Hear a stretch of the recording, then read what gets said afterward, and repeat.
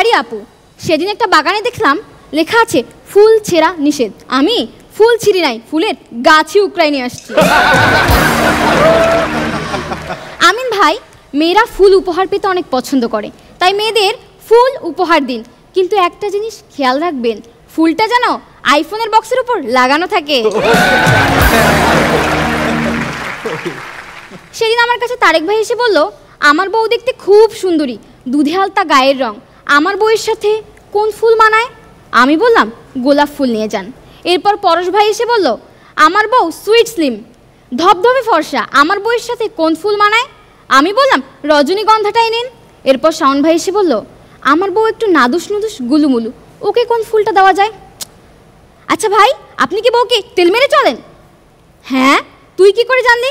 থাক, আর বলতে হবে না, আপনি সূর্যমুখী ফুল নিয়ে যান।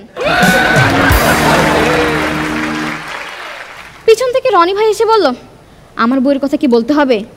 দরকার নাই, তোর কাছে কি ধুতুরা ফুল আছে?